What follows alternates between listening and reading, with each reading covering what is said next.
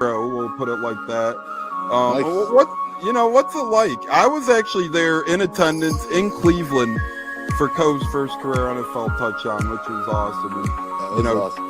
It was a great game. You could hear me on camera. I was just screaming, "Say it ain't so, Coe! Say it ain't so!" Sadly, from there, the game kind of went off the rails a little. That was the last high moment of that game, but it was a great game. Overtime loss, fun time. Yeah. But how was that moment for you? Seeing the first, whether it was on TV, in person, wherever you were, seeing his first NFL touchdown. How was that?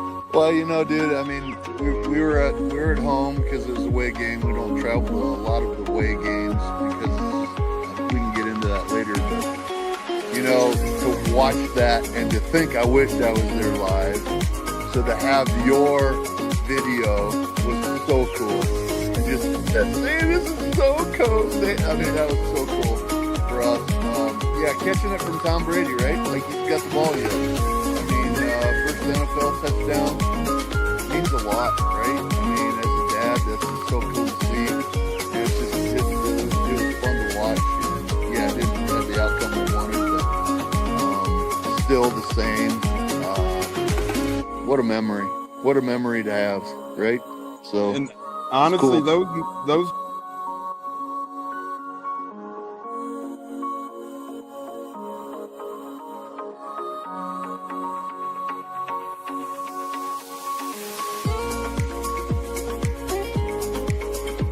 One of the best guests ever, the Buccateers in the house tonight. You guys hear him on Tampa radio all the time. He's one of the best in the business. My favorite personal in the business. That's why I'm elated tonight. Growing up in the Chicago area, you're used to sports radio. That's what gets me through the day. So this man does help get me through the day, I will say, with the Pat and Aaron show at work. Nothing like it. So it's incredible. It looks like we got Stunna bumbling in. I'm Tampa Tones. We are joined by lead goon tonight, host of the Pat and Aaron show of WDAE, Pat Donovan. And it sounds like Stunna is bumbling a little bit. Going to put him on mute for a second until that gets a little cleared. But we're joined by Pat Donovan. It looks like Stunna's hanging out with Cheech and Chong in a car with the windows up or something over there. It does look like he got a little... No, my camera's broke. And he was trying to pull me in big time. And then I was like, nothing's happened with Indianapolis yet. Like, I really want to give Indy a chance. And then also I talked to Cody Gruden, once he took over Rich McCann, I'm still like, well, look, I was like, y'all just give me the opportunity to explore free agency, see what's going on, and then can I make us do it. All right, everyone, you are tuned into the Buccateers, a wide receiver, Kalen Geiger, and we are about to have a great pod. This is the Buccateers. You're tapped in, and here we go. Howdy ho, howdy hey, how the hell is everybody? Happy Saturday morning, back to Saturdays. Sundays are fun, but we got a little football coming up on Sundays to worry about other than jibbing and jabbing in the AMs. We got the great Michael Pless, friend of the programs from Real Bucs Talk in the house. Michael, how the hell you doing? Happy weekend, brother. Yeah, guys, it's I was sitting in bed this morning. I was like, today would be a great day for college football. And I'm like, this is like, we're almost there, a couple weeks. And then I'm thinking, well, we're only a week away from the Buccaneers playing their first preseason game. So yeah, it's a good day. I'm very excited to join you guys. I appreciate the time and thanks for having me on. And I'm missing out on the creamsicle. I didn't get the memo there. I should have brought some creamsicle on here. Yeah, sorry about that. I think it's like the Bucs box, how ours got lost in the mail. I think your memo got lost in the mail, so that's okay. Next time, but always great to have you. That would be epic if we had college football today. When you get preseason football, you kind of get the taste for anything you can football-wise. And I'm left right now. I would take Eastern Illinois against Idaho State right now, damn it. I would watch 4 quarters of that. But we are 3 weeks away from today. We have college football on for week 0. We have Scott Reynolds, Kansas State, battling Iowa State over the pond in Ireland. And we got about 5 or 6 games on American turf as well. Nothing crazy, but we are 3 weeks. It's going to be a long 3 weeks. But we got to keep battling. We have Bucs preseason ball, at least joint practices, and so much more to look forward to. So always a good thing there, right, Jayla? Oh hell yeah, always, man. We're back in football season. I'm excited. And like Michael said, I mean, we're a week away from seeing Buccaneer ball. Preseason, I don't care if it's bench warmers or whatever. It's football. It's Buccaneer football. It's time for everybody to get excited for it. I mean, I'm already hyped up on it just talking about it. Yeah, bricked up, as Baker Mayfield would say. That's what I am over here on a Saturday. Christopher Cole saying, yo, our guy Nanad from Serbia joining per usual. Nanad's awesome. Cena back to being a baby face. Yeah, we got SummerSlam tonight and tomorrow for wrestling fans that are new out there. It's 2 nights, and everything is just so much nights now, but SummerSlam's tonight and tomorrow, so we'll see. You never know what the hell John Cena has up his sleeve. We'll talk more wrestling in the back end as well. The Godfather in the house. Good morning, men. Good morning, Godfather. How we doing? Love you. Happy Saturday. Olive in the house. Good morning, guys. Plus, you're the man. There you go, Plus. Thank you. Yes. Olive, always loving our lady listeners. But, fellas, let's talk right away. Olivia is awesome. Yeah, she's a good one. Appreciate her. Yeah, she's a cool girl.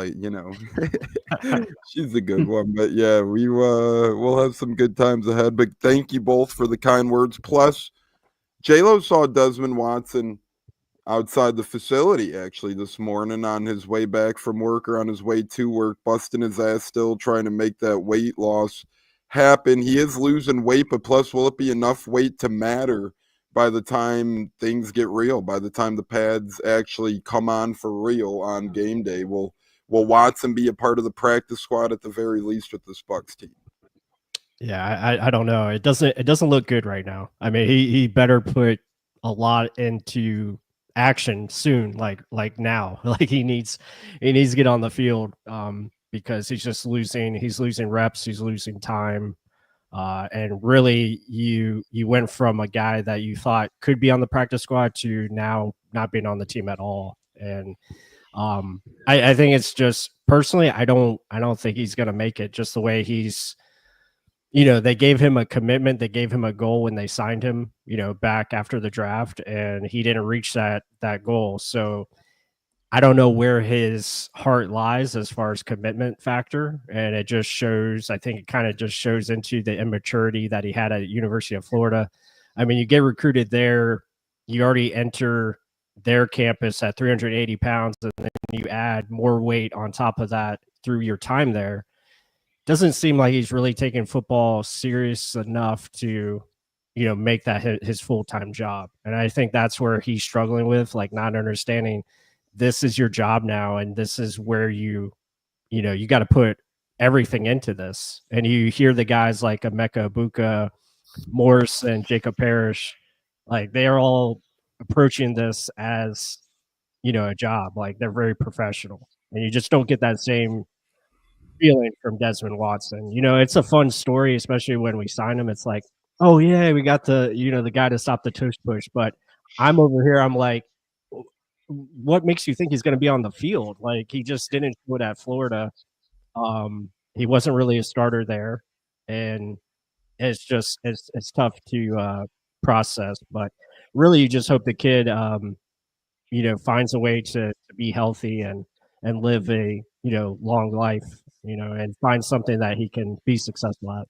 Yeah, plus I know what you mean because, and don't get me wrong, I'm cheering for Desmond Watson. I think he's making progress. Is it enough progress? I don't know. It's not a good sign if you're not practicing and it's August 2nd. That's surely for sure. We got preseason a week from today. We got joint practices before then. So all the signs point to not the best case scenario happening. But I will say when we signed him, everyone excited, rightfully so, but our social media was acting like he's going to be out there 17 games of the season, stopping runs up the gut, posting highlights of him, which was incredible.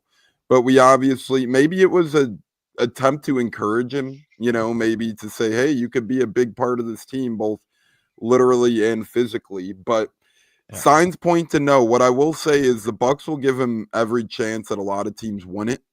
And they've shown that before with other people in the past. I know it's different circumstances, way different, but nobody would bring in a broken Antonio Brown. The Bucs did that when no other team. I don't know. Maybe they're working with this kid and no other team will. We'll see what happens, but I don't see him making the active roster. That's for damn sure. And practice squad's looking at a outside chance at this point as well. But he is busting his ass, and never say never. Obviously, this Bucs team likes him enough to give the social media team okay to post those type of things. So we'll see, J-Lo. What say you? Yeah, I mean, at this point, it's not looking good right now for him. You know, he's trying everything he can to get to practice. You know, but he's got to meet the weight, I guess, weight requirements or You even can tell he's conditioning. hungry at those practices. Yeah, Like he's standing right by the plate, not actually yeah, but hungry in terms of wanting football knowledge. He's standing right by the plays, soaking it all in. You yeah. can tell he's eager.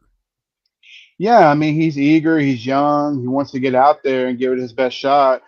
And you know, we're all gonna keep rooting for him. You know, and if he doesn't make the roster or even practice squad, if he doesn't, then we're still gonna root for him. You know, I mean, it's never over. Never say never. It's just unfortunately he's taking a little bit more time, and you know, we're gonna have to be patient with that. And the Bucs, like you said, they're being patient, working with him, trying to help him. But in the Yeah. meantime, we'll see what happens. We'll definitely see what happens. The great Vera's joining us on Facebook. We got James Santich saying Carolina finna go crazy this year. I think they finish in second. I think they come right behind the Bucs. I think they leapfrog Atlanta. Yadera saying, hi, everyone, go Bucs. The great Antonio Santiago III says, just left practice. Bucky up the gut. Bucky got the halfback wheel route unlock. Have a great show, boys. Bucky and the Bucs another 50 years.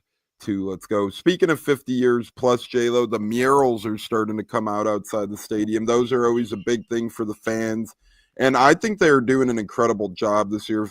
If you missed it on Tuesday, we had the great Scott Reynolds and Pat Donovan on the program. Pat Donovan, WDAE, Scott Reynolds of Pewter Report. We were having back and forths with those gentlemen, potentially about murals on the stadium. Scott Reynolds mentioned, hey, this is an idea. We could put legends and present players on murals around the stadium. Maybe that could work.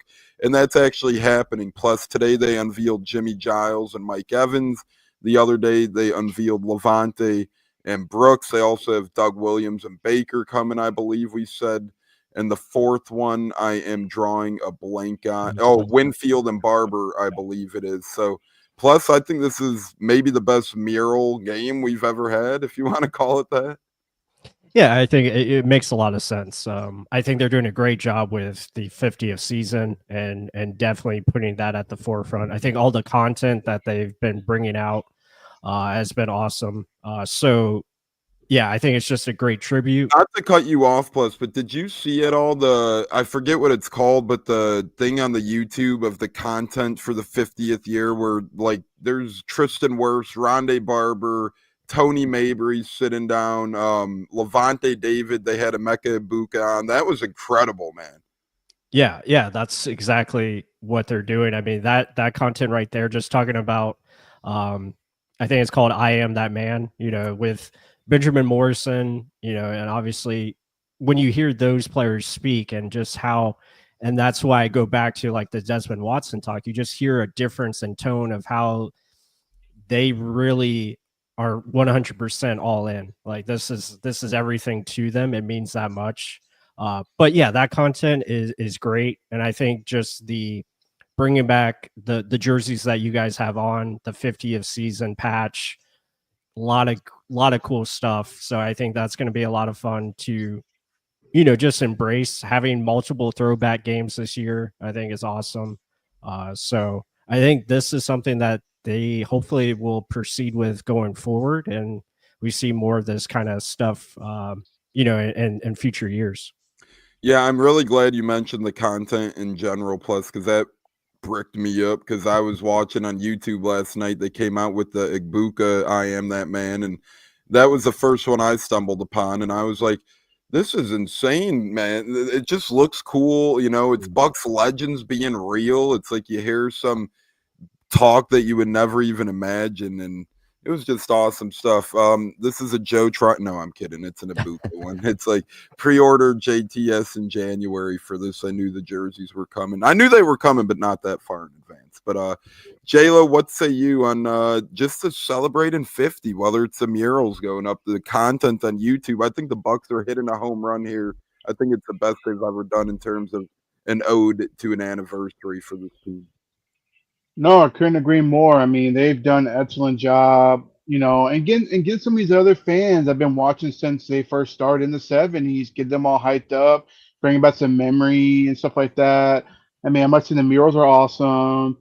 Jimmy Giles with Mike Evans, that's a good one. I like that. Of course, Brooks and Levante. I love that pairing. I mean, they've done a phenomenal job. I wish they could have done. I wish Doug, Brady, and Baker could have been a three-headed monster on that one somehow. That would have been really cool. Oh, it would have been dope, absolutely. And then, or if you want to go to the deeper side of the ball, Sav, Vita Vea, and Canty kind of fit it in there, but it's okay. I mean, I'll take what they give us. I mean, they haven't disappointed me yet at all. The jerseys are fresh and clean. I mean, I wore this jersey to Disney last weekend. I got so many compliments from many people around the park, saying, "Oh my God, is that a throwback jersey of the Bucs?" I'm like, "Yeah." That probably turned into a wet T-shirt contest down there. I mean, that's what these jerseys are made for. All the money I put into it, they're made to take a sweating from me. So anyway, but at the end of the day, it's a great feeling. 50 season. Going back watching, back in the day stuff from my years of J-Lo, watching I football. think you hit a great point too, J-Lo, when you said they're bringing in fans from throwback days, even beyond the Tampa area, right? My future brother-in-law, he saw these jerseys get posted. He's like, hey, where do I get a Baker one? He's getting a Baker white cream. He's a 49ers fan, but he'll be in Tampa in January with us. So he'll have something to wear at least. He's not going to stick out like a sore thumb. But no, nonetheless, it's just you're drawing eyes beyond the Tampa area football people. And that's why, although disagree or agree with it, I think they could have done it a little different. But that's also why they're sending all these to the national medias, right? You're seeing all these people, even the ones that don't really like Bucs ball, get in these. They're trying to grow the experience, grow the brand a little bit. Our guy CC has mentioned injury plus. We signed a receiver, signed a running back. Baker's hampered. Obviously, Pratt is still out. Bucs seemingly been throwing with two QBs the past couple of days. Baszlik, the kid from Bowling Green, the UDFA, and then Kyle Trask as well. Baker seems like not a concern. If I had to guess, I'd say he'd be back by Monday, Tuesday, ready to roll. What say you on the injury status of the Bucs plus Baker and beyond? Yeah, I think Baker, I think is fine. He'll be back later this week coming up. I think the more concerning is just the certain injuries at receiver. Cam Johnson and Tez Johnson, Trey Palmer, Ryan Miller, like all those guys need to play. They need to find a way to get out there and earn a spot on this team, because the receiver position is going to be one of the toughest. Todd Bowles talked about that today. Like, it's going to be a very difficult decision, and guys that are out there every day making plays, like you hear, I think it's Dennis Houston, like that guy's stepping up. So you always have someone else that is trying to take, charge of that 5 or 6 receiver that we're going to keep. And guys like, Trey Palmer, Johnson, and Miller, like these are guys that need to raise their game and make an impact. So from that standpoint, I am a little concerned with that. Cade Otton, I think, again, take your time with him. There's, he's experienced. He doesn't need any more playing time. He plays pretty much the whole season. He never goes off the field. So not too worried about him. You look at some of the others, like, some of the running backs, you hope they, Josh Williams has been a big time name. So you're hoping he can get back in there. And I'm trying to think. Anthony Walker, not too concerned with that one. I think once we get into like week 2 of the preseason, you're hoping he can make his return and get some reps in there. But really, other than that, I think injury wise, you're okay. Obviously, you had the tough news of David Walker. I know you guys talked about that on your last show, but that's a tough one to swallow, because you feel he was going to be that second piece next to Chris Braswell. I think he was even leaped ahead of Anthony Nelson. So they were very high on him, and he was going to be like that sub package player that they could do a lot of different things with. So that's unfortunate. But it gives opportunities for, Jose Ramirez and Marquise Watts, who we've had over the last couple of years. You just want to see them kind of take a step and earn their position. So we'll see. But right now, I'm not too worried. I'm just thankful that we only have one major injury so far, and hopefully that's the way it stays. Everyone else seems like they're going to be back fairly soon.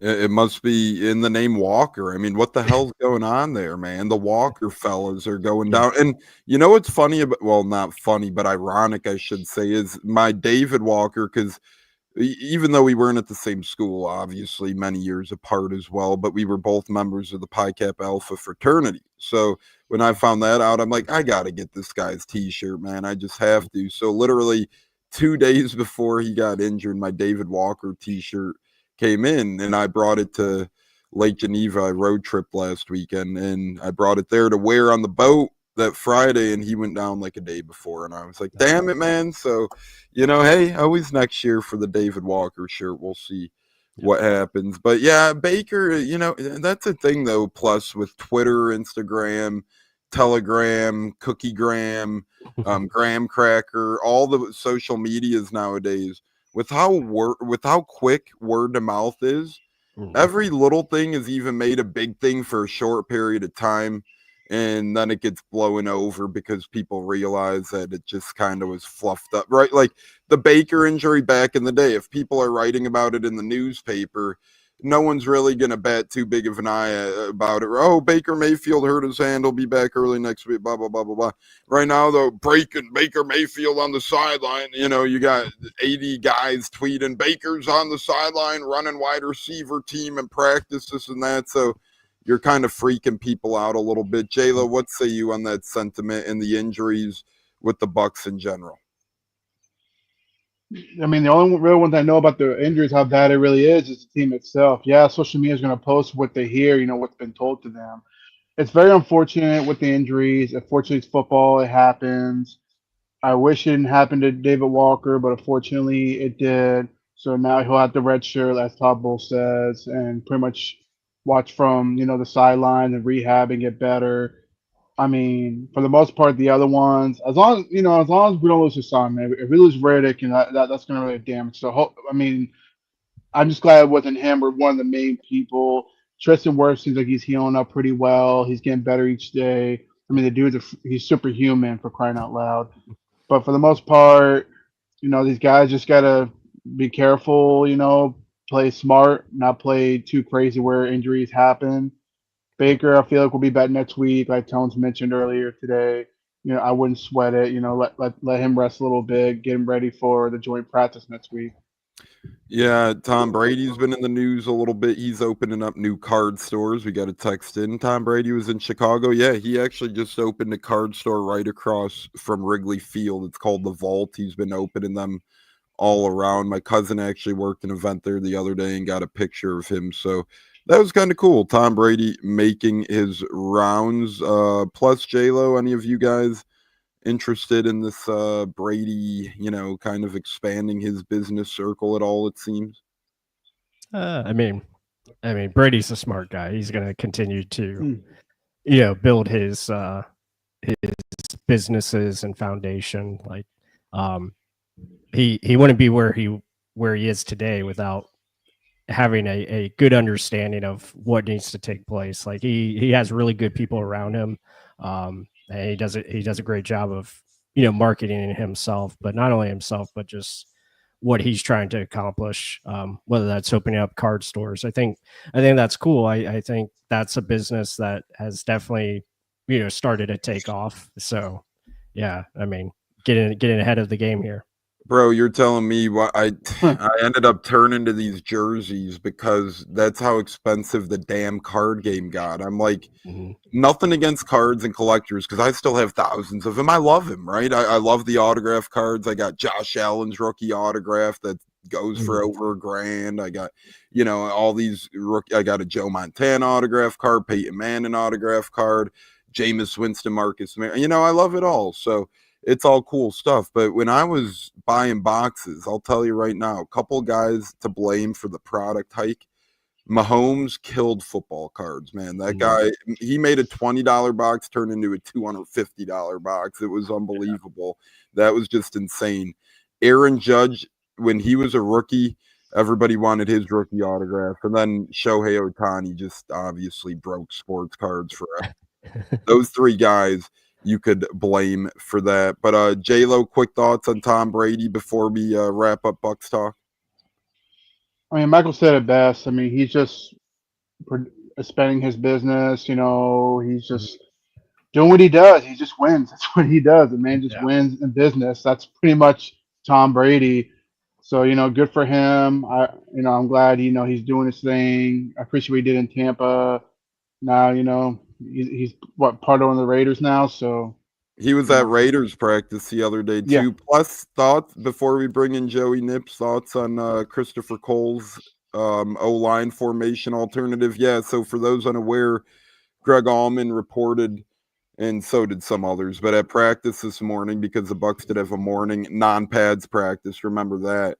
Our guy Bucs by 30s there as well on the field, got to meet Jason Light and other people, not meet him, but rekindle with him. But plus, it looked like Bredison was working at center and Barton at left tackle just in case injuries get that bad in the season. What are your thoughts on that? Yeah, I mean, you stated it right there with just to have a emergency offensive line to go in there in case certain players go down. If Charlie Heck gets injured, you got to have a contingency plan. And I think that's smart to do. You just want to try different combinations and see how they play out. And you always want to make sure you have the next guy up ready to go. So. Yeah, always next man up mentality, and that's what it's got to be. J-Lo, quick thoughts? No, it's smart. It's smart because you never know whatever happens with Charlie Heck. I mean, if he starts struggling, then you can maybe experiment with putting Barton at left tackle, but hopefully that's not the case for the most part. But there's nothing wrong with cross-training these guys. Like Michael said, next man up. So I'm all for it. Joey, welcome in. How the hell are you? Happy Saturday, brother. The champ is here, apparently. Are you the champ? The champ of what are we proclaiming? Oh, just a great day for not only just talking training camp, all that stuff, but it, of course, is the slam of the summer for WWE, setting up for that. And rocking the Cubs jersey today because we lost a great one in Ryan Sandberg last week. One of the best players, maybe one of the best faces of the second base position of all time. So that's a little somber, but yeah, no, I'm ready to go, and that's why the champ is here for SummerSlam, John Cena, Cody Rhodes, but all good stuff. I'm happy on this Saturday. I'm bricked up, baby. Let's go. You're lucky that's a beautiful story in Jersey because I did ask to wear the Grover to match us in a way, but hey, I'll take the Sandberg. No worries. That's a good jersey. I didn't even see the Grover text, my bad. No, that's even better, man. That's appropriate for today. No, that's what I'm saying. That's even better. That's what we do here. We just make things happen on the fly, and, it increases its value. So there we go. Yeah, SummerSlam, 2 nights now. Crazy stuff, but we are going to talk a little bit more Bucs. Just one last thing here on the Bucs before we turn the corner. White Creamsicles obviously returning week 3. That could be a very big game for this team, fellas. Back-to-back road games to start the year at Atlanta, Monday night at Houston. That's a really tough stretch to start. Then you return week 3 home against the Jets. In the return of the White Creamsicles, historically, we've never done good in the Creamsicles, so a lot of pressure will be on that game. And plus, as we know, New York fans surely know how to take over Raymond James Stadium. Is that why, between it being the home opener and the New York fan presence, do you truly believe that's why one of the White Creamsicle games is week 3? I mean, I can't argue that. I think that's a good idea. You know, I think more importantly, it's a good time to come back with them because again, it's the 50th season, it's the home opener. I think they just wanted to start it off the right way and represent. And then 2 weeks later, they're wearing them again. So I think it's New York definitely plays a factor. I believe. I mean, because you are going to have some New York fans there for sure. I'd be interested because they didn't rule out wearing them again. I'd wonder if they'd consider a playoff home game in them or something like that too. Hey, I mean, if they win in them, I would be all for that. Agreed. Yeah. If they lose it, sweep them under the damn rug. But we're not throw them in the trash. Exactly. J-Lo thoughts. We'll be at that game week 3 against the Jets. That'll be a lot of fun. Oh yeah, looking forward to it. It's gonna be hot. But it's gonna be super hot September. But hey, we're men. We're gonna handle it. We're gonna go out there, take the heat for our team. You always start with that complaint every time we talk about this game. I mean, I can't help it, man. I live in Tampa. Damn it, it's hot, but it's okay. I'm gonna man up, and I'm gonna be there, raising my voice. Might piss off some New Yorker fans. We'll see how that goes. 'Cause you know how New Yorkers are. Get the F out of here. But at the end of the day, it's gonna be fun. I can't wait. And plus, we undefeated when we go to the game together, Tone. So hey, I mean, that's a little thing that I'm gonna throw into the barrel here. That we undefeated, baby. Yeah, people don't need to know it's only been 2 games, but we are undefeated. We're 2-0. We'll act like it's 12-0. No, hey, 2-0. Thank you. Come on. Hey, 2-0 is better than 0-2 or 1-1. Joey, thoughts on the Bucs' return of the White Creams week 3 against the Jets? That'll be exciting. They got a new head coach. They got a new quarterback in town. Justin Fields and Aaron Glenn come to town. Bucs, Jets, week 3 in the White Creams. Yeah, I truly don't give a shit about the Jets. Screw them. I hope they suck, to be fully honest. But I love the white creamsicle. I love the creamsicles in general. We're going to a lot of games this year between Colts and Bucs where jerseys will be different, whiteouts, things of that nature. So I always look forward to the Bucs in a different uniform because they have great ones pretty much throughout ever since they got rid of the clock numbers, which was a good move on that, and I've liked all their jerseys to this point. And don't let Zach hear you on that. Zach, I'm about to say, Zach earmuffs. J-Lo might. He actually got my seat last time because I was so hungover the next day. That Tampa Heat is no joke on those game days. I had to exit after a first quarter touchdown. That was that the Vegas Raiders last year? So J-Lo got to take my seat. So yeah, no, I won't be missing any this year. I got 3 Bucs games under my belt. I'm not sure if I have any salute to service. I think I'm going to maybe for the Bucs game. I can't remember which one I'm seeing. Patriots. Yeah, I'll be at the Patriots game, the last game of the season, with the Panthers, and then maybe one more as well. Oh, we're going to Carolina. We see Carolina twice this year, Tones. Yeah, in a 3-week span. Well, that's unfortunate because I hope Bryce Young just throws his arm off. But other than that, yeah, I love the white creams. I forgot what the point was. I love the creamsicle look. Good job, Tones, J-Lo, of rocking that hard.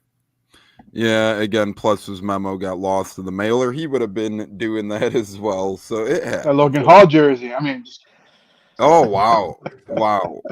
Hey, and as we are going to wrap up Bucs talk and turn the corner, but we'll bring back Bucs talk into the fold. But plus, just last word from practice this morning. Hey, your guy Logan Hall was actually at the podium. Don't worry, we won't bring up any Logan Hall questions. But yeah, I made the joke that they cut the live feed when he came up. I was like, they don't need to be live for this guy, so they just cut it out.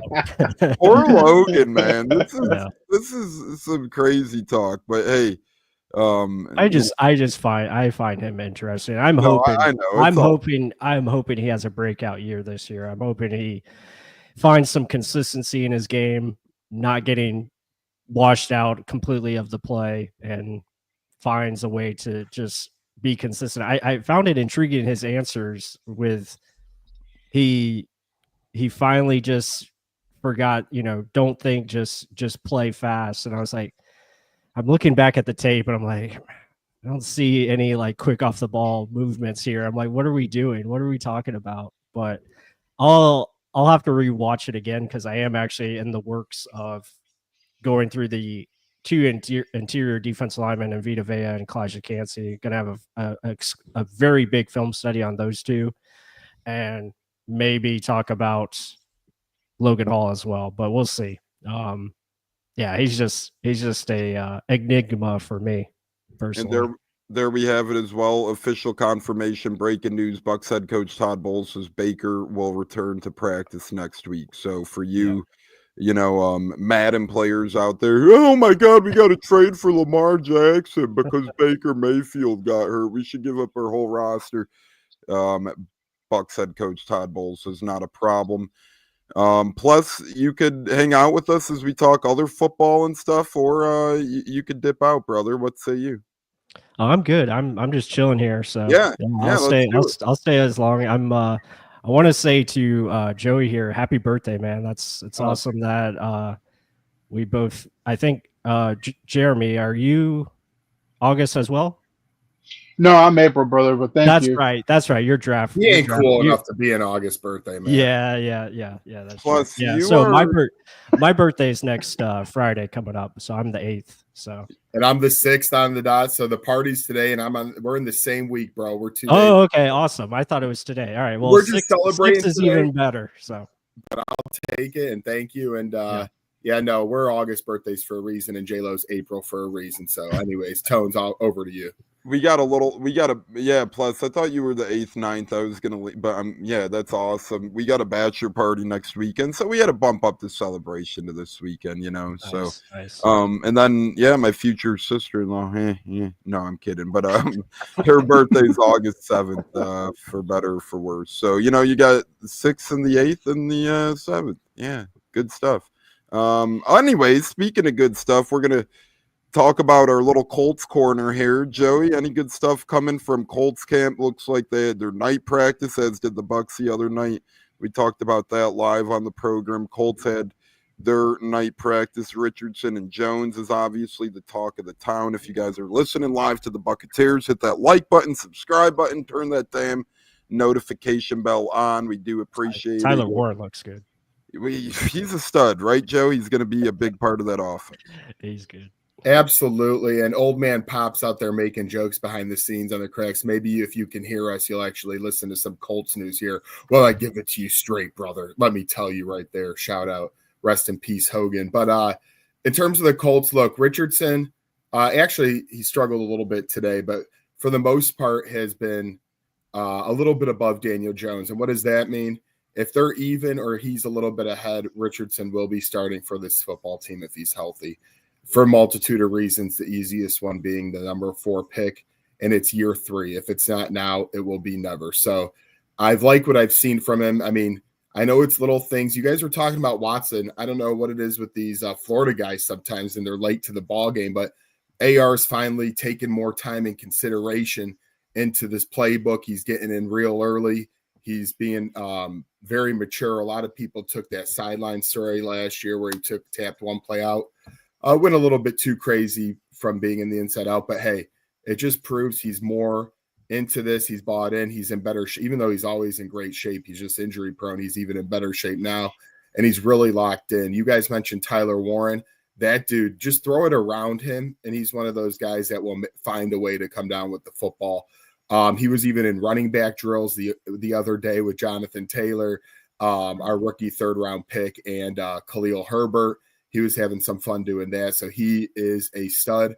One thing that a lot of fans should look out for, usually when you play us, you play that vanilla 4-3 defense and the corners are weak. Not this year. Travarius Ward is a lockdown corner. He is very good at what he does. And also Cam Bynum coming over from Minnesota, along with Kenny Moore, who's a staple in the slot. Our defensive back room under Lou Anarumo is going to be very active this year, and I see us making a lot of turnovers on the defensive side. So, not like we always say, stay healthy. That's been the goal right now. A couple of guys sidelined between Pittman, Juju Brents, Zaire Franklin just returned today from his offseason surgery. So there's your Colts update, Mr. Pops. Now's the time you want to deal with these. Yeah, Pops texted into the show. J-Lo went down. Joey went down, but Ant and the old man didn't at the game. Wow, J-Lo and Joey getting called out. Because he brings his walker and he goes to bed at 9 p.m. You going to take that, J-Lo? I was talking to Pops, but J-Lo, I got 2 words for you. You guys going to main event tonight? J-Lo can't even talk. He started talking shit early this morning, J-Lo. I don't know who ruffled his feathers, but he was talking crap early. So, J-Lo, you're a Gator guy. Thoughts on Richardson? Is this make or break for him? We have seen some quarterbacks end up snapping out of it a little down the road. Alex Smith, Sam Darnold, Baker heading up and down. He had more moments of good in the past as well, but a couple quarterbacks kind of been on the herky-jerky road. Is Richardson going to make an impact in Indianapolis? Is this his last chance to do so? Yeah, it's now or never. I mean, the problem with Richardson is, even watching him at Florida, the dude was electric. He made plays, but he wasn't consistent, and that's always been his problem. And you got to remember, he's young. He's very, very young. So to me, he's maturing, and I feel this is make it or break it. And if he stays healthy, I think he can lead this team to a division and be competitive in the playoffs. But it's all on him. He's got to go out there and ball out and avoid and stay healthy. Stop getting on the injury list. Because the moment he goes down to injury, guess what? He's not going to see the field again. I think Joey can agree to that. If he goes down, Danny Dimes comes in, he will not see the field again. And let me tell you this: we've had 8 and 9 win seasons with Gardner Minshew and Joe Flacco. In the AFC South, you need 10 or 11 wins. If you have a healthy Richardson who's progressing for a full year, you can't tell me with a better defense and a better quarterback that we can't go from 8-9 to that 10-11 range in the AFC South, which we all know is a little eh. Yeah, breaking news as well out of Los Angeles. Denzel Perryman arrested for possession of an assault weapon. Chargers linebacker arrested with an assault weapon out in LA, according to TMZ. We're told he was en route to the gun range when cops searched his car and found he had 2 AR rifles and 3 handguns in his trunk, with the rifles being non-compliant, which is illegal. See, it seems like one of those mishaps just by where you are in the states, not knowing your regulations, not knowing your state rules. It seems like he actually didn't mean to do any harm. So we'll see there. But it seems like one of those situations where he wasn't intentful to be harmful. Just different state, different regulations, and one of those things that's part of life. Plus, thoughts on the Colts? I know. Yeah, I actually had a question. How is Latu looking as far as like in his second year? I was a huge fan of him. These people will tell you, like I was talking about him constantly in the chat. I thought he was going to be the Buccaneers pick at 26. I thought he was going to fall. But for him to be the first defensive player selected, I thought that was awesome to see. And what's your opinion of him, and like how is he coming along here? Well, first off, I really not because you do all the film study. I didn't know a lot about him coming into the draft, right? Colts needs didn't seem to be formulating necessarily around defensive end, although our GM Chris Ballard loves drafting the trenches. But last year, so his coming out moment, I actually went to the game. I think it was week 3. Colts were 0-2. We were playing the Bears, and on the last drive of the game, Caleb Williams was going for it, and he strip sack fumbled him, and it was recovered by the Colts. He only ended up having 4 sacks last year, but my point is, with his 3 forced fumbles, this guy is ready to make a move. It was one of those things last year where he was always just right there. He was just about to make the play. And I think with a good offseason, which I saw he had, he is very fast. He's all over the place, and I really do like him. This is a big year for him because Adonai Mitchell, who we drafted in the second round, that's a little bit more of an issue. So if last year's draft class wants to pan out on the top, we did a lot of good things in the trenches. We'll have 2 second-year guys starting, but we need Latu to be a force because we have good D tackles with Buckner and Stewart, but we need somebody to get that double-digit sack range. I'm a big Latu fan, but as my pop says, it's this year we need to see more of the results. That's a hard position just to come in right away and just bust open double-digit sacks. People think sometimes when you draft, that usually isn't the case, just like double-digit touchdowns for a rookie receiver or something like that. It takes a little bit of time. So I think, to answer your question, I do like him. I love his speed, and he's locked in and focused. I mean, this guy could have stopped playing football if people don't forget with the neck injury he had in his college career, and he's so dedicated. He's so humbled. I'm hoping him the best, and I do think he could potentially get to double digits this season in year 2. Yeah, and great stuff. Yeah, I loved his tape coming out. I thought he was just so technical with his game. I think just adding, coming more into his body, I think getting stronger, and I think that's going to add some more, power, speed to power game for him. So yeah, he is definitely one to watch. And I'm excited to see how he turns out. Hopefully we're trying to get more NFL film this year as we open up an exclusive on Substack. So hopefully we can get more NFL film out there other than just the Buccaneers, kind of expand our horizons. But he's definitely one I have targeted if we do that. So, and plus he's kind of like your Joker, right? He's going to be, not only is he just a defensive end, but I could see in a Lou Anarumo defense where, he's a little hybrid. Sometimes he floats back into his zone because he's so fast, or sometimes, we call it the race car package, he might be floating around the tackle through the guard in the center. So I look for it to be very creative in terms of film. You might have a lot of fun watching him this season if you can. Yeah, absolutely. Yeah, and I think that was probably one of the potentials why he fell was the neck injury, right? You always hear injury and you always get red flags, but people could put those behind him and they could become non-impactful for their actual NFL career. And looks like Latu's turning the corner, and I think he's in for a big year too. We'll see. I know that'll be a big difference and help on the Colts defense if he's able to get after the quarterback and kind of establish himself as one of the more better pass rushers in the league. And let's remember as well, today we honor NFL legends, the Hall of Fame today.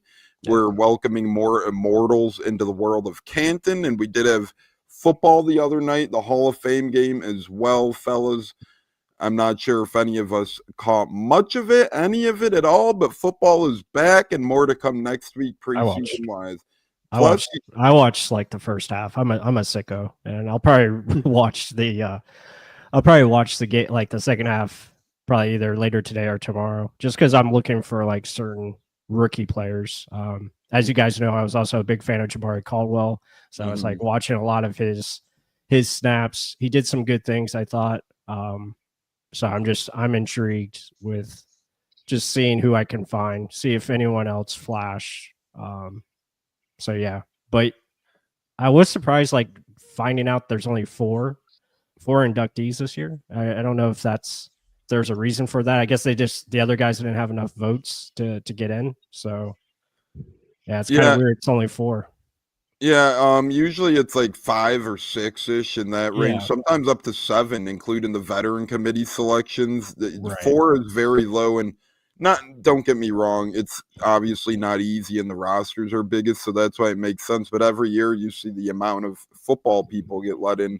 This year seems very small compared to the past 5, 6, 7, 8 classes, I feel like, whatever it might be. This year in Canton is going to be Eric Allen, Jared Allen, Antonio Gates, and Sterling Sharp. Sadly, Sterling Sharp had brother of his steal some of that spotlight this week, but that's for another story to talk about. They need to let more people into at this hall. I know we're not trying to open up like the NBA, but you could have easily wait on Reggie Wayne and others like that Colts wise. I won't get into the selfish Colts player that I want to get in, but if they have 4 guys in this class, to me was a little bit cheap. That's what Plus and I were kind of alluding to, Joey. It seems like a small class for the NFL, whatever their reason it might be. Usually seems like the 5 to 7, 8 person range. 4 is very minimal, but you look at MLB. Some years they have 0 get into their Hall of Fame. They're the worst. That's the worst. They are the stingiest. But Joey, thoughts on the Hall of Fame game? I'm like Plus. I went to a bar for it, man. I was like, I'm ready to roll. Football's back, baby. And I actually threw a little bit of cheddar on the winning team. I was like Trey Lance under center for the Chargers. Let's ride, baby. I'm all in it. He's fighting for his career. He's a warrior. Let's do it. Yeah, at first I'm always like, this game, I'm going to get amped, and then it fades out. But with being able, I mean, a lot of people bet, of course, but once I heard the NBC theme music with Tirico and Collinsworth on the call, you just get the goosebumps start flaring up, right? Like, I don't care what people think of whoever NBC Sunday Night Football. I think it's the best stage of them all. Everybody plays their games Sunday during the day, and then they put that one highlight on when it's still the weekend. So just to hear and see also that Carrie Underwood's coming back for before the game starts for Sunday night, that's the stuff that gets me ready to go. I'd rather have seen Harbaugh and Campbell do Oklahoma drills the entire game. Personally, I think they're just two football guys, but I love everything that comes with it. All jokes aside, you mentioned Trey Lance. If he can figure it ever out in his career, it's going to be with Harbaugh learning. So hopefully that goes decent for him. But other than that, yeah, the juices are here. I mean, training camp gets me going the most, but I'll take the preseason game. And then all of our teams probably play next Thursday through Sunday. Not probably, they do. So I'm going to be very interested in that, because unlike other teams, we all know who the third, fourth lines are here. We're big fans. We know that stuff. But when you're watching the Chargers fourth line versus the Lions, sometimes it's outside of some cool names. It's hard to catch up. So I can't wait for next week. J-Lo, thoughts on NFL Hall of Fame weekend? I think they do a great job. Like MLB, their Hall of Fame class was like dumped in on a Sunday morning during the middle of baseball games going on. And it's like, you really didn't feel special at all. To me, the MLB Hall of Fame should get enshrined during the All-Star game weekend. You kind of make it a big deal before or after the game, kind of like the NFL does. I know it's not All-Star weekend, but it's a kickoff to the season, right? It's a Hall of Fame game. Then you get the Hall of Famers to follow. Thoughts on the game itself and the weekend quickly, brother? No, absolutely. I mean, I'm glad that the NFL spreads the days out. I remember back in the day, it used to be the Hall of Fame first, then the Hall of Fame game, but now they kind of did a switcheroo a few years ago to where Yeah, because it used to be on the Saturday night as well, the Hall of Fame game. Yeah. You're correct. Yeah. So I like how they did that, for the most part. I feel baseball could step it up, as far as, how they handle their enshrines. But I mean, I do feel like, a player or two got robbed for the Hall of Fame this year. I saw Christopher Cole put Simeon Rice Hall of Famer. He's definitely one that should be in there, but obviously it's going to be a long time before we see that. But back to the Hall of Fame game, I really enjoyed it, watching most of it. Like I said, Trey Lance, watching him, seeing him trying to get back on track and get his career going. And you gotta love Dan Campbell, man. As much as I can't stand the Lions every time we play them, Dan Campbell, he's a real one, man. He's a real coach, and if we're not playing against him, I'll root for him just because I like his coaching ethics. I like how he goes out there, shows his passion of the game. That's what it's all about to me. I just got to shout out Hall of Famer Antonio Gates real quickly on an insane stat. He played no snaps of college football in his entire career, and here he is, a Hall of Famer. That is incredible. Oh, we got our Panther guy back. Don't mind me. I'm just here behind enemy lines. Keep pounding. Welcome in, Marcos. We'll let you slide for now, even though it's not welcomed here, but we'll let you slide. Thanks for watching. You're giving a Bucs Pod viewership. We appreciate you greatly. Time for a little bit of Pigskin Hot Potato, where we do hot football topics around the world in 60 seconds or less. But remember, we will be live every Tuesday and Saturday now upcoming. That's our regular season scheduling. Tuesday night, 6 o'clock Eastern. Saturday mornings will be 10:15 Eastern when we get closer to the season. But for now, little pushback, not as much pigskin to talk about. Fellas, we ready for some Pigskin Hot Potato? J-Lo, we'll start with you. You ready to be put on the clock? Let's do it. Wow, you're warmed up. You're bricked up over. Your socks are probably off right now. You're cheesing. This is awesome. Oh no! Oh boy! Oh geez! Here come the low rights. What happened? All right, we'll move on. J-Lo, we'll start with you here, my friend. Let's see what we want to give you here to start the day. Terry McLaurin.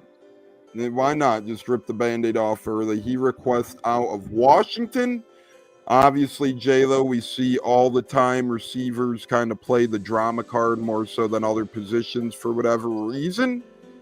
Do we think McLaurin ends up out of Washington, or does he play with Jaden Daniels again this season as a Commander?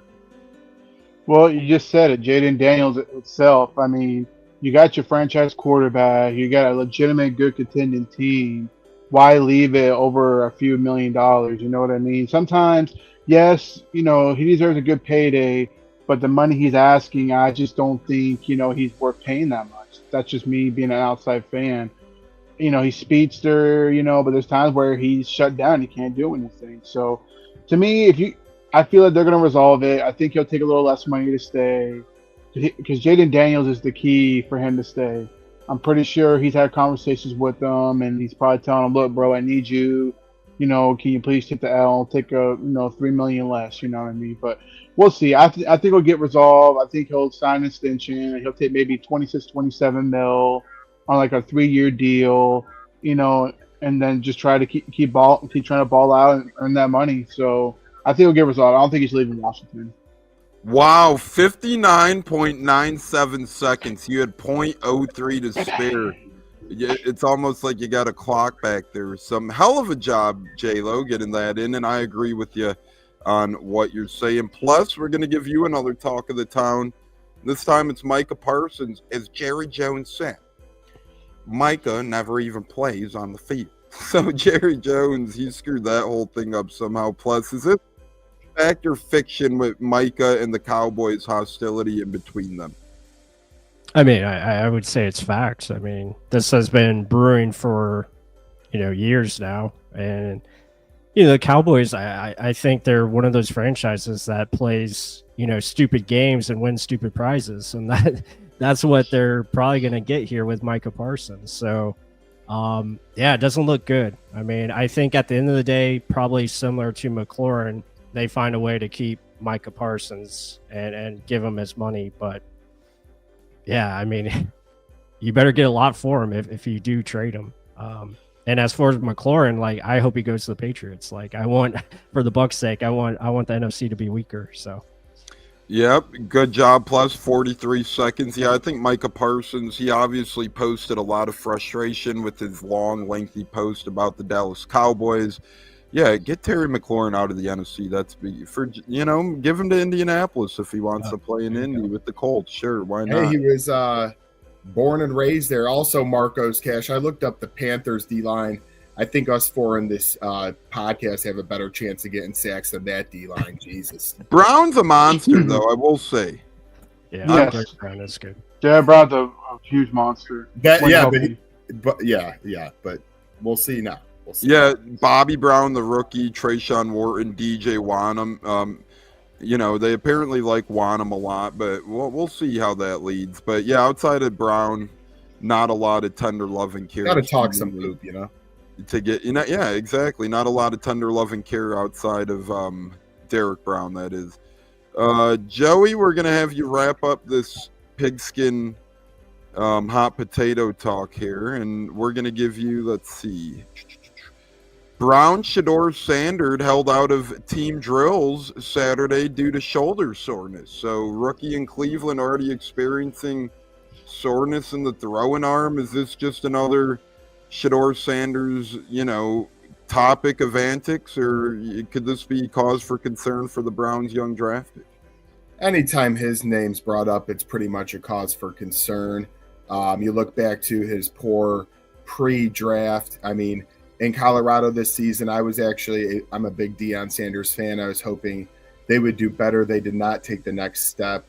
And then here we are where he was not the only rookie QB drafted by this team with Gabriel as well. So it's just one thing after another. And sometimes, I hate to say this, but sometimes when all these small things add up, you're closer to being out than you are in. I realize some people would have thought he was a first or second round pick. That didn't happen for a reason. And I'm just down on him. His brother's working hard there. You guys see him every day. He stays under the radar. Shedeur seems to always find the top of the scene for the wrong reasons. And I don't think that's a one-off. This is a trend. And to me, it continues down the road. Well done, 54 and a half seconds there. And yeah, Cleveland doesn't make sense to me. They just make absolutely no sense. Why would you draft it makes sense if you draft the first rounder in like a 6th or 7th round QB, that's one thing, because you're trying to address the starter and backup. Maybe a Redskins situation happens where Kirk Cousins eventually, I don't know. That makes a little more sense, even though I'm still not a fan with taking 2 QBs in the same class. But when you do it like 2 mid to late round guys, that makes absolutely no sense in my opinion whatsoever. And that's what the Browns did, drafting 2 project quarterbacks. And then they not only did that, we have to remember they pretty much used another 5th this year on Kenny Pickett because they traded Kenny Pickett for a 5th round pick. So they pretty much drafted or used 3 picks on quarterbacks this year: Kenny Pickett, Dylan Gabriel, and Shedeur Sanders. So hey, maybe next year we'll draft 7 quarterbacks and see who the hell pans out of those 7. I think the Browns traded up to get Shedeur too, if I'm not mistaken. I think they traded up to draft Shedeur. So that's another thing. Like, you traded a draft pick away to trade up to get him. Yeah. What the hell are you doing over there, man?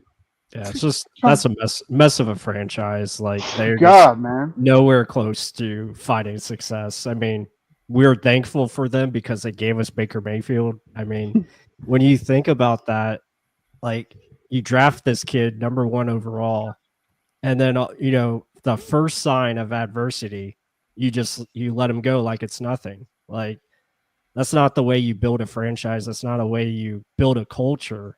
And it just shows that you're weak-minded, and that's just stupid. Speaking of stupid, and I won't get into silver platter. It's like, I appreciate his confidence. I mean, we'll see. I mean, the Panthers are going to be tough for sure. I think they're probably going to give us a good challenge. They gave us challenges in the games last year. At least that first game in Carolina. The second one was a blowout because the Bucs did what they were supposed to do there. Yeah, I mean, they are going to definitely be better. I think them in Atlanta. I think the Saints, they're going to be picking up the pieces for the first overall pick next year. So yeah, I mean, it's going to be interesting. Especially, I'm just so happy that we get Atlanta first week. Like, that team has me seeing red. Like, I just want them. I want to destroy them so badly, just because of all the Kirk Cousins crap. Speaking of seeing red, have you seen the Disney movie, the new one called Seeing Red or whatever? It came out like a year ago, but I don't know if you've seen that. I think that's called Red, right? Or it's not exactly Seeing Red, but it's like Turning Red or Red or something. Gotcha. But it was an interesting watch. I don't know. I thought maybe since you said that you've seen it. Never mind. Wipe that out. We'll just move on here. Maybe J-Lo's had a better chance of watching it. I should have asked J-Lo about that. But moving on here, I do agree Carolina will be better, but at the end of the day, they're Carolina. They're nothing to worry about. They're the little brother, and Marco sounds like one of those crying media members. Yeah, the Bucs, every year it's the same thing. The Bucs are done. The Bucs are out of it. He's probably some 300, 400-pound guy in his basement hating on this team, eating his Doritos, drinking his beer this early, talking crazy. Put down the 12-pack, Marcos. It's okay. We'll help you out there, buddy. But, it's just haters being haters. What can you do? The worst type of people, the ones that sit behind the computer and chomp their chirp over here. So, let him get his few minutes of glory. His controller is all orange from the Cheetos he was hopping on last night. So, it happens. We support you, and that's all we could say. We gave you your 2 minutes of fame. That's the most you'll ever get here. Yeah, every time he types, it crunches from the Dorito crumbs being stuck in his key. The neighbors think it's stuff going on over there, but poor little Marco. Thank you for the support and watching this, though, man. Yeah, we appreciate it. All the listeners and viewers. There's a reason why Marcos is back this year, right? He was here last year talking, and he's here this year talking. Keeps typing. I mean, it's like, he's triggered. Hey, that's okay. We're a fan. If you're a fan of us, we're a fan of you. So thanks, Absolutely. Marcos, for joining into the program and keep the good convo going. Yeah, hit that like and subscribe. Yeah. He's obviously subscribed because he's back this year. So he's obviously subscribed. It's good support. It Hey, is. Hey, We have resubscribe. a Saints hater. We have a Falcons hater. It's awesome. You know, we do have a hater pretty much for every fan base that'll come back.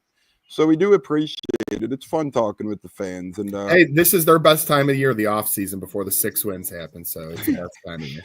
yeah, before we'll see. Like I do think Panthers will be better this year, but not enough to threaten the Bucs for the division. But maybe they could contend for wild card.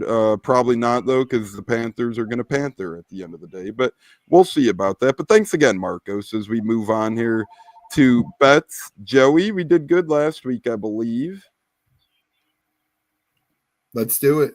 Or okay. Not J-Lo, what say you? On the bets. Are we betting? Yes. We're going Okay, right now. sorry. Where's the music? Where's the music? I know No, I was a I'm little asking confused you there. guys how the last bets went. Never mind. None of y'all are picking up on what I'm slamming down. So, yes. I'm lost. We'll move on. Yeah, maybe that's why no one is bringing it up because we went 1 for 2 the previous week. But never mind. Forget it. Just We did? motoring. We'll go on to Breadwinners. As last week was our last of the old season, now we're moved on to this season anyways. So it's a clean slate for Breadwinners. We'll try and get into a good spot right away with our bets. J-Lo, we'll start with you on this Breadwinner, brother. Where are you heading today? Or it could be anything from this weekend in the world of sports, brother. So with me, even though they've been stinking and are freaking hitting right now, but I got a feeling the Rays are gonna upset the Dodgers today against former Ray. Blake Snell's coming into town, and I feel like the Rays are gonna come alive. He and just got activated today, Blake Snell. He did, and he's back in town to play us today around 1 something, I believe. So give me the Rays. I think they'll win. I kind of take the fans to beat Blake Snell, the former Ray. And they beat them last time they played them, so they'll do it again. You want Breadwinner or money line? Money line. All right, I'll get the odds on that. That'll be a decent come up if they were to hit, I would say. Joey, Breadwinner for you? Yeah, Razzie on the mound today, so that looks to hopefully good because I had Shane Baz yesterday and he kind of but it's the Dodgers, things are gonna happen there. I'm gonna stick in baseball as there's really, not too much to bet on. I know we had the one preseason game, but I'll go with Detroit. Scooble's on the mound. They're minus 105 at the Phillies. Big game for both teams on at 4:05 Eastern time. Scooball versus Zach Wheeler should be really fun. Give me Detroit minus 105. Yeah, Detroit is obviously one of the better teams in baseball this year. To some surprise, they got real hot at the end of last year, but we'll see if they could keep it up this year. They're minus 105 as the Rays are plus 105. That cancels out. Plus, you have any games you like this weekend or anything, brother? Yeah, I don't really watch baseball, so I'm going to be diving into content for the channel. Football, I'll be working on a film today, doing my day job, some of my day job work as well, trying to catch up there. So, yeah, baseball for me is tough. I'm very excited that football is right around the corner. I do like the Rays, even though they frustrate the hell out of me, just because of their ownership, management, all that nonsense. I think we've talked about it before. I'm hoping this new ownership that comes in, they finally put the investments into the team more and find a way to build stability, build a culture, build a team that can be consistent, and find better training, like a training staff. Like, get these guys from keep getting injured every year. Like, with McClanahan and, these pitchers, and I forget there was another pitcher that got hurt or something. It's always something with their elbows or whatever. And that goes back to like mechanics, like these guys throwing it out of the stretch all the time now. I think, what's his name does it constantly. One of the starting pitchers for the Rays. I can't remember. I think it's Pepio. Yeah, Pepio. Yeah. So he's like always out of the stretch. And I'm like, I don't know about that. Like, I guess that helps. I don't know if that helps or hurts them as far as like injury risk, but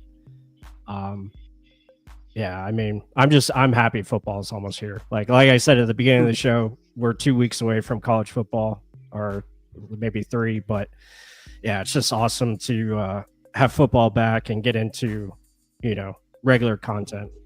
Yeah, 3 weeks away from week 0. It's funny how they call it week 0, even though it's the first week of games, right? Right. I don't know why they do that, but I'm going to roll with the Mets minus 200 on the money line. They're kind of big favorites at home against the Giants. But yes, I can't wait until these breadwinners turn into football picks as well. That's a beautiful thing when we could start betting on some football. Real quick, fellas, slate of games this week. We're going to leave the music queued up and all. Here's what we got. Preseason, week 2, week 1. Again, this is a weird one because we had a game this week. Is that week 1? This is officially week 1 coming up. Yeah, week 1 coming up. But see, my call it damn Hall of Fame game. they call it week 2 on my phone. So it's like, what the hell's going on here? So week 1, post Hall of Fame game week, we'll say that. You got Colts Ravens Thursday night, 7:00 Eastern. Bengals Eagles Thursday night, 7:30 Eastern. Raiders. See, this is what I love about preseason. You get games all night, right? Because they don't really care about the time overlaps in preseason. So you got Raiders, Seahawks at 10:00 Eastern that Thursday. That is awesome. Football when you're going to bed, half asleep on the couch. Friday, you got Browns, Panthers, 7:00 Eastern. Marcos, get your Doritos for that one. Lions, Falcons, 7:00 Eastern on Friday night. Commanders, Patriots, 7:30 Eastern on Friday night. And then the Saturday games, Giants, Bills, 1:00 Eastern. Vikings, Texans, 4:00 Eastern. Steelers, Jaguars, 7:00 Eastern. Cowboys, Rams, 7:00 Eastern. Bucs, Titans, 7:30 Eastern, and we will have joint practices this week as well, I believe, with the Titans. So that'll be exciting and something to watch. Jets, Packers, 8:00 Eastern Saturday night with the Chiefs, Cardinals as well in the same time slot. Broncos, Niners, 8:30 Eastern, and then Sunday you get a doubleheader. Bears, Dolphins, 1:00. Saints, Chargers, 4:05 Eastern. Guys, once Thursday hits, it's full pedal to the metal of football. Plus thoughts on joint practices this week. Bucs, Titans. We're going to go around the horn about our teams. Plus joint practice week, game day week. What say you? Yeah, I think all those matchups are very exciting. I mean, I'll just say quickly, the Colts Ravens I think will be interesting because didn't the Ravens like preseason streak end last year? Or so that's over with. So maybe the Colts will pull that one out because that streak is over. So but as far as the Bucs and Titans, I think it'll be great to see, the joint practice is very fun. It's a good opportunity because usually that's where the majority of your starters get their reps and their playing time. And then Saturday night's game, I can't wait to be there. I'm looking forward to going to that game, doing some tailgating. It should be a lot of fun. And finally, Raymond James Stadium opens up the parking lots 4 hours ahead of the game this year. They finally made that change where it's give you ample time to get in there and actually enjoy the tailgate instead of 3.5 hours before. So I think that's an exciting change, and that should be cool. But yeah, the game itself, you're really just looking for the young guys, and that's what gets me pumped to like who's stepping up for those last spots. And that's like I mentioned earlier, I'm a sicko, so I'll go and like watch the other games, like especially the division games, like Marcos. I'll be watching the Panthers, seeing how they look. And I think he said he's a Cheetos guy, so he said that was accurate. But yeah, I think it's gonna be a fun week. I can't wait. Yeah, and it will be a fun week. And last time I was at a preseason Bucs game actually was Titans Tampa, not preseason in general, but in Raymond James, I should say, was Titans Bucs 2021. Yeah. My first crack at seeing Brady and Gronk, although they didn't play because of preseason, but it was just cool seeing them in uniform and everything still. Because COVID, Bucs barely let anyone into the stadium. Yeah. The ticket prices were insane with Tom Brady there. So that'll be a lot of fun, though. Plus, and they needed to do that because by the time you're done tailgating, you don't want to cut your experience short, but you want your ass to be in the seat by the time kickoff starts. Yeah. Now you get that extra 30 minutes. That's huge. That's a big difference there. J-Lo, thoughts? Bucs Titans upcoming this week, joint practices and all, quickly. No, it's gonna be exciting. It's gonna be exciting seeing the stars go 1-on-1. For the most part, I feel it's gonna be intriguing seeing that offense pick apart that Titan defense. I feel because it's still got a lot of rebuilding to do. But the game itself, I can't wait. I might leave work early to go attend to it. We'll see what the mood swing is. But if not, I'll watch it Probably on. be cheap if you wait till that day, and maybe buy Yeah. them online or something. Yeah, Probably get yeah, some. yeah. They're already going for like $5-10 on game time. So I'll wait last minute, see what I feel. If not, I'll watch it on TV and watch some of these young rookies go in there. I'm excited to see Emeka Ibuka get some touches. It's gonna be fun watching him. If Baker doesn't play, which most unlikely, you'll at least see Kyle Trask sling the ball to him. So I'm excited. Let's go. Joey, Colts Ravens kicks us off Thursday night. Yeah, absolutely. And I mean, with an actual battle going on at the QB position, it's definitely worth watching to see. I mean, the last thing you want to see is on TV, Anthony Richardson, going pick heavy or he has to hobble off. So I'll be looking all forward to that. And every snap matters when it comes down to QB play until maybe about a few weeks down the line. So this is a big next 2 to 3 weeks for Anthony Richardson. So I'll be fully locked in there. Real quickly, before our final words come up, I'm going to ask J-Lo and Joey each a random SummerSlam question and a Cubs Rays question. And plus, you're just going to get a softball Bucs question because that's what we're going to do here. Joey, Cubs moves at the deadline quickly. What say you? Thoughts on the Cubs the rest of the way? I mean, I'm excited. We're obviously, if it wasn't for Milwaukee always being hot as hell, we're right in the thick of things and we could make some noise. But look, some frustration because we didn't get the top end starter to help out there with Justin Steele going down early in the season. But sometimes you don't want to always mortgage the entire future. We have some good young guys as well. And the Cubs are in this mode where they want to be good for probably the next 5 years. So they didn't want to blow their wad in terms of the minor leaguers. That being said, when you have 1 year of Kyle Tucker and he might move on after this season, you would hope to see us fully go all in. We kind of did the halfway process. So I give their trade deadline about a C. I think we did some good things. The bullpen guys pitched yesterday. Kittredge from Baltimore went 1-2-3. Will Castro, former All-Star, is a very good utility player. So I like the moves we made. I just don't love them. I don't hate them either. I just really like them. So I think we're fine. We'll be in the playoffs. And then just like when Arizona played Texas Rangers in the World Series 2 years ago, nobody would have thought that. Anybody can make it. It's not the Dodgers and everybody else because the Dodgers have proven sometimes they step up to the challenge, but not always. Yeah, I'll give the trade deadline a B+ for the Cubs because they got all the needs they needed, and no other big team traded for a starting pitcher for a reason because the asking price was insane-o. J-Lo, Rays thoughts? Yeah, the Rays pretty much, like y'all told me, reshuffle, which I think is what they did. They needed help in the bullpen, so they got one by trading Tosh Bradley away. Now he can go develop in Minnesota. Now you got a young arm who I believe we have a 2-year control on, so we'll have him for at least a couple of years, and he's a pretty good reliever. So, and then we got the gentleman from Chicago who has a really good record starting pitcher. So hopefully that kind of helps the rotation out. Bats wise, got a couple catchers. We'll see how that goes. Develop. But I give the Rays a B. I think they did some good things, bringing a relief arm, bringing a new fresh lineup of catchers, and then adding another starting pitcher. Obviously, playoffs is probably gonna be out of the question for them right now. They're just not playing with a lot of heart right now. Unfortunately, it's what it is. So to me, they'll prepare more next year when we get Shane McClanahan back. Plus, Bucs rookie Jacob Parrish, a lot of praise from Bowles this morning. Bowles says he's been good since the first day he got here. You correct him very little, and that's a scary thing, especially for me. We don't say his name much because he's always doing the right thing.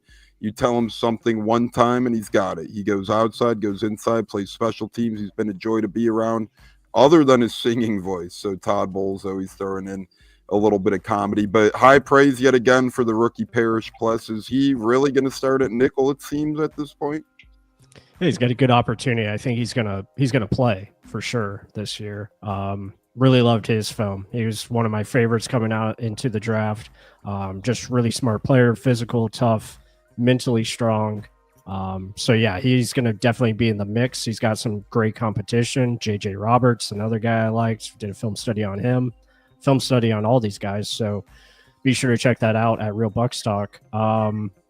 Yeah, I mean, I think he's in a very good position to play early. And I'll speak. You have a question here in the chat. I'll speak on that real quick. Shiloh Sanders, I think, is kind of on the behind the 8 ball, I should say, looking in. We'll see. He's got to make more plays, and he's got a great opportunity on Saturday coming up.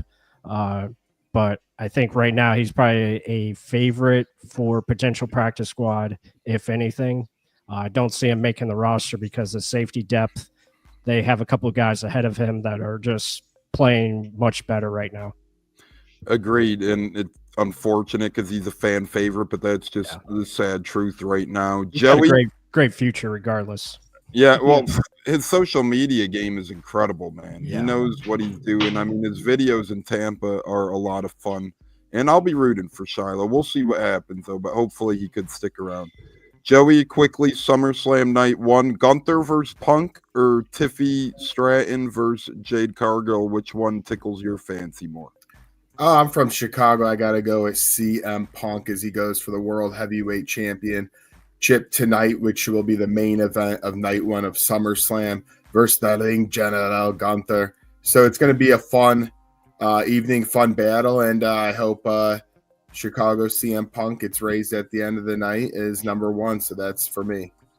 J-Lo, Naomi versus Rhea versus Io, or John Cena versus Cody Rhodes in a street fight? Both are title matches. Which one of those on night 2 tomorrow night tickle your fancy more? I mean, no respect to Rhea Ripley, she's babe, but you gotta go with the main event, John Cena versus Cody Rhodes. That's gonna be a lot of questions of what they're gonna do. As far as Cody Rhodes, I say he's going to turn heel. Joey knows that as well. We talked about it on the pod the other day. I feel it's time. I think they're getting prepared for that because I think Cena is actually going to give a really good match. I think we're finally going to get the match we're supposed to see at Mania at SummerSlam with John Cena versus Cody Rhodes. And at the end of the day, Cody Rhodes, I feel, will get his hand raised with, I'm hearing speculation The Rock may show up. If not, I feel Cody will turn heel and cheat his way to win. Plus, any wrestling left in your tank? I know you kind of comment time to time, but do you stay relevant at all in the world of wrestling today?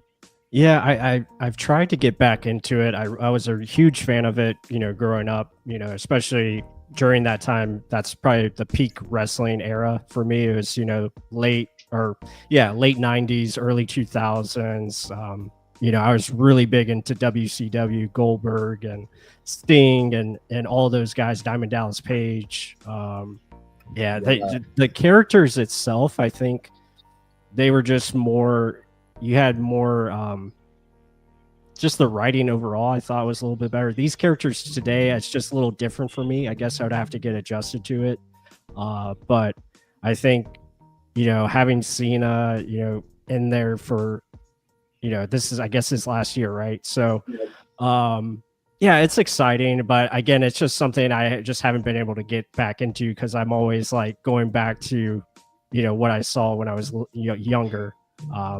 But yeah, I mean, I'm excited for them trying new things. It seems like they're trying to incorporate a lot different. Like the women's has grown so much. I think that's really important. So I like what they have as far as the management and the writing. And you're everything you pretty much said. Plus, I agree with all. I still watch, but it's not the characters. I feel like back in the day, but they're women just lacking a little bit. Yeah, a little bit. Some writing for sure, some characters for sure, but the women are incredible. The way they've elevated their game, and I mean, the athleticism is nuts. I mean, the athletes that they have is crazy right now. That's why a lot of football players end up going to wrestling or UFC fighters or other athletes because it's like, I think we talked about Desmond Watson. I think that's where he could end up if he wants a career. Yeah, that would be epic. The big man in a big ring. Hey, hopefully they could. We've seen the ring collapse before. That's all I'll say. It wouldn't be a first time if that were to happen. But no first time, no last time here, Joey. Until next week, my friend. We'll be back Saturday on another. Well, no, we'll have to think about next week's schedule because we will be out of town. But we'll be back a couple times next week, maybe a couple times during the week. But Joey, thoughts on today's show and final words, my friend, for the show? Yeah, absolutely. And to bring a blast from the past for +2, we are SummerSlam bound. Mr. Sacco, Mick Foley, for SummerSlam today. Watch the preview shows at Cleve and me. We had JC Allen on from the SI yesterday for a show that dropped. J-Lo from the Buccateers joined me earlier in the week. And as you know what they all say, it's time for the main event. And we're here, and this show's going to be great. We're going to be running all year long. I look forward to Marcos in the future. Just an awesome guest of ours. But in all seriousness, let me tell you something, brother. We're here to celebrate wrestling in the sock of the summer, baby. Let's go SummerSlam 25. Wow, I wonder where that came from, but hopefully it's a good quality. But we'll hopefully pray the washing machine, not under the bed. And see y'all later. See you later, and keep your hands where we Halo right here. Jeez. Oh my, we're getting vulgar here. J-Lo, thoughts, final words for the show? Great show. Michael, thank you for coming on. It was a pleasure, man. Can't wait to chop it up with you live, where we get together for tailgating. That's gonna be a lot of fun. Absolutely. And then I'll be tuning into your next, a few episodes you have with Mr. Mark on Real Bucks Talk. Like, subscribe for the man in the pod. They're great what they do. One of the best in the biz when it comes to podcasting, film breakdown. And Tones. Yeah, go. We're getting closer, brother. We're getting closer to where I'll be flying up to your neck of the woods week 1. Yes, sir, we are, my friend. That'll be incredible, as we are joined on Facebook by the great Anthony I, by Elmo Nito, by Tyler Sharp, and so much more. Plus, the great Michael Plus of Real Bucks Talk. Great job over there, as always. Final words for the program, brother. Thanks again for hanging out with us this long, my friend. It's been fun. Yeah, no, I appreciate it, guys. I appreciate the time. And yeah, it's always good to talk, football and just, whatever, different topics, wrestling, baseball. You never know what you're getting on this show. Yeah, absolutely. I think it's great. We talk with, Panthers fans. I will mention real quick, it's funny when I do my draft prospect videos and they get drafted by an NFC South team, we get some comments on there, and it's entertaining to say the least. So I think it's cool that we have people from the division that subscribe to the channel. And because they're like, yeah, we love your draft breakdowns. And I was like, well, appreciate it. So that's awesome. But yeah, as far as the channel goes, we're very excited with Real Bucks Talk. Got a lot of new things coming this season. We opened up a Substack, so be sure to check us out there. We have a membership now available for Real Bucks Talk. So if you want to become a member and just get some cool, perks for the channel that we have coming up. So yeah, looking forward to it. This is really my time to work even harder, because now we get into the film, and that's what I love.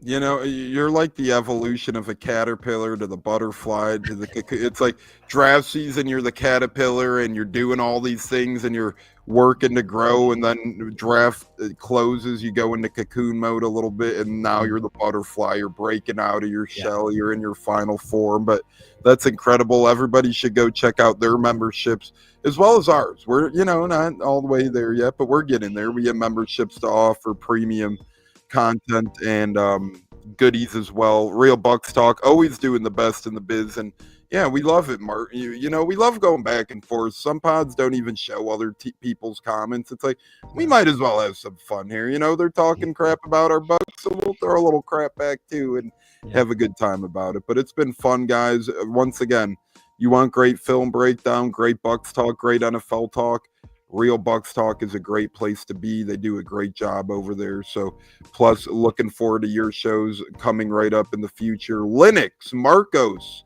Olivia, Christopher Cole, Yadria, James, Nanad, and everybody else, Antonio, and so many more viewers and watchers and commenters today. We at the Buccateers always appreciate our listeners. It's what gets us to talk Bucs ball, and it's always a fun time. But on behalf of Plus, Joey Nips, both of them birthdays upcoming. Make sure you get to Real Bucs Talk and Cleve and me and wish Plus and Joey happy birthdays in the month of August. J-Lo and me, it's not our birthdays, but just stop by and say hi at J-Lo Tampa 813 or Tampa Tones. We'll have a beer with you at Week 3's Bucs game, that's for sure. Come meet up with us. But Plus, J-Lo, Tones, Joey Nips, and the rest of the crew who couldn't make it, our guy Zach at Bucs Training Camp, that'll be fun to talk about. Tuesday, we are the Buccateers. Like, subscribe, turn that notification bell on, and remember, fire the damn cannons, go Bucs. Plus, J-Lo, have a great Saturday, friends. We'll put it like that.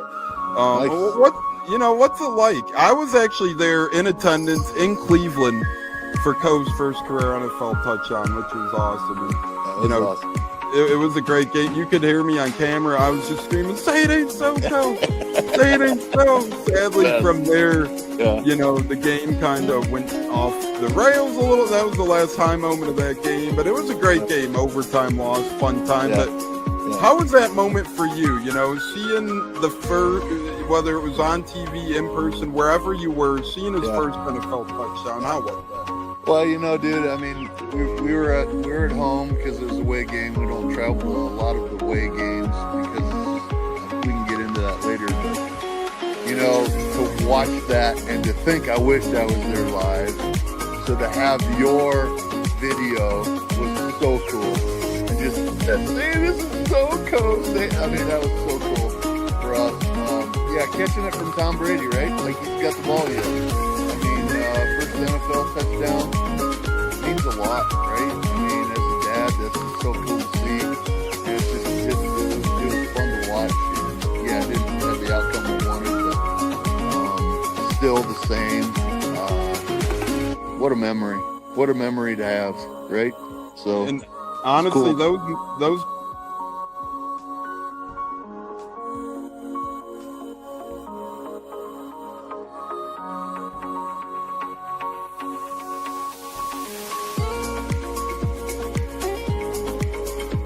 One of the best guests ever, the Buccateers in the house.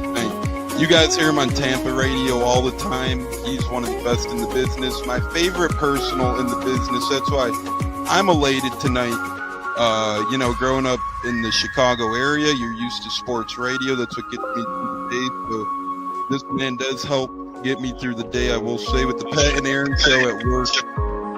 Nothing like it. So it's incredible. It looks like we got Stunna bumbling in. I'm Tampa Tones.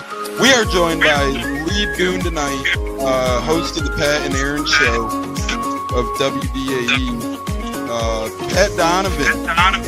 And it sounds like Stunna is bumbling a little bit. Going to put him on mute for a second until that gets a little clear. But we're joined by Pat It looks like Donovan. Stunna's hanging out with Cheech and Chong in a car with the windows up or something over there. It does look like you got a little. No, my camera's broke.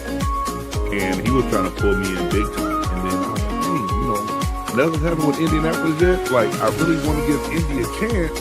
And then also I talked to Cody Gruden, once he took over Rich McCann, I'm still like, well, look, I was like, y'all just give me the opportunity to explore free agency, see what's going on, and then kind of make us do it.